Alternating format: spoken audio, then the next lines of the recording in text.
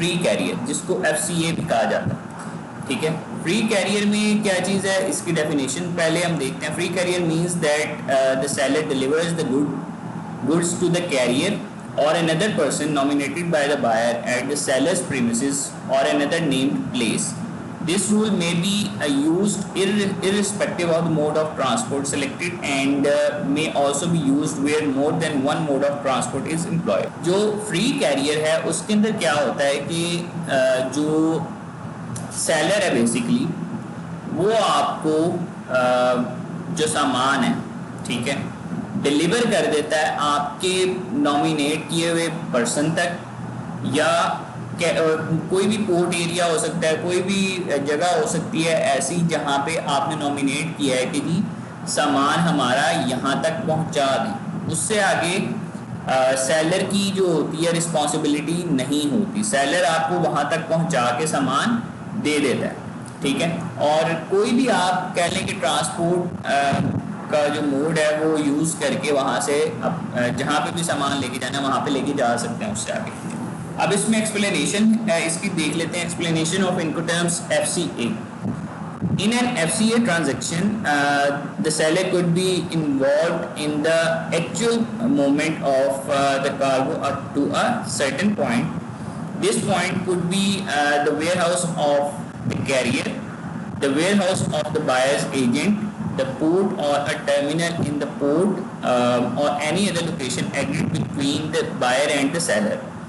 In an FCA transaction, the seller must take care of all pre-export documentation relating to the shipment, such as port, custom, transport documentation till the point of the delivery.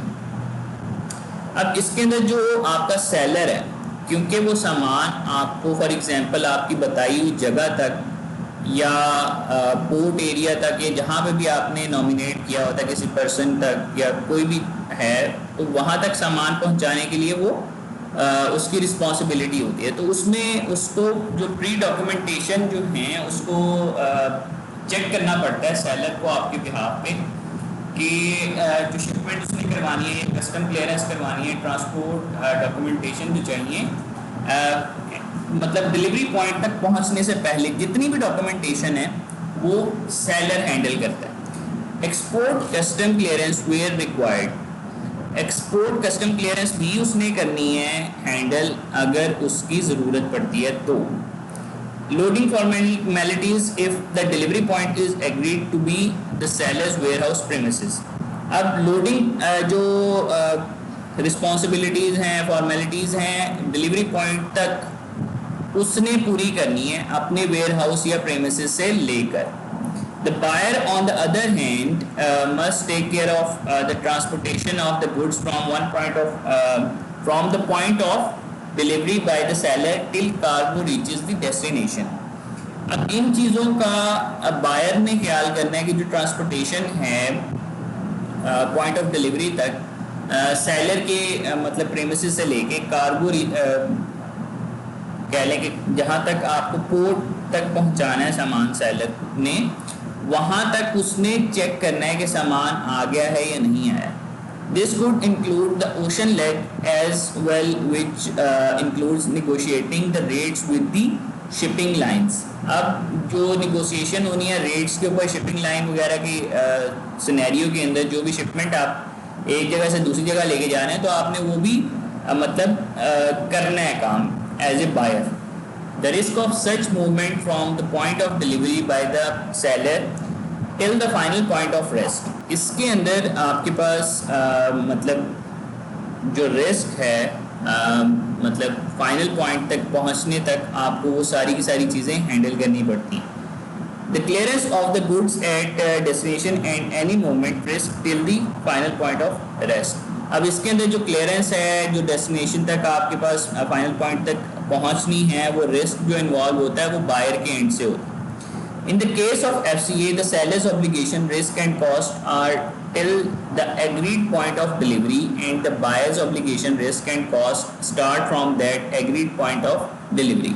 अब जो seller का risk या कह लें cost जो है वो उस पॉइंट तक होती है जहां तक बायर के साथ उसने फिक्स किया होता है कि इस पॉइंट तक मैं आपको सामान पहुंचाऊंगा। उससे आगे जो रिस्क और कॉस्ट इन्वॉल्व होती है वो बायर की होती है, ठीक है जी। FCA terms could end at seller's premises, buyer's agent at the port of load, carrier depot or terminal at the port of load, loaded on board the ship at the port of the load।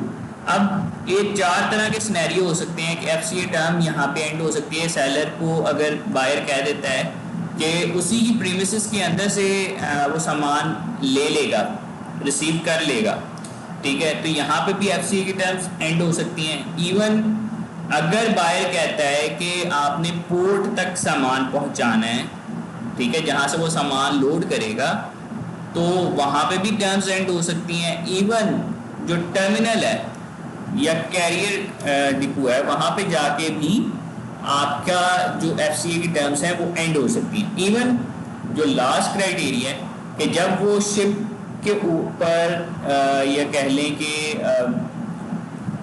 सामान load हो गया, ठीक है, तो जब वहाँ पे उसने हैंड ओवर कर दिया तो वहाँ से FCA की टर्म्स एंड हो जाती हैं। अब प्रोर ऑफ एडवाइस में ये है कि the point of delivery needs to be expressly discussed and agreed between the buyer and the seller as the risk passes from the seller to the buyer at that point। अब जो आपके पास point of delivery है वो आपके पास discuss होना चाहिए seller के and से भी और बायर के एंड से भी, ताकि बाद में कोई मसला ना हो, ठीक है, कि किसकी रिस्पॉन्सिबिलिटी थी किसकी रिस्पॉन्सिबिलिटी नहीं थी अगर कोई नुकसान हो जाता है तो। All the above mentioned delivery points are the origin and out of the control of the buyer, and therefore the buyer must take due precautions when buying on FCA। अब जैसे मतलब डिलीवरी पॉइंट्स के हवाले से या origins के हवाले से बात हम लोग कर रहे थे, तो उसके अंदर बायर को थोड़ा सा कह लें कि ध्यान से अरेंजमेंट करनी पड़ती है कि कौन सी टर्म उसने यूज़ करनी है अपने सामान को सिक्योर तरीके से पहुंचाने के लिए अपने तक।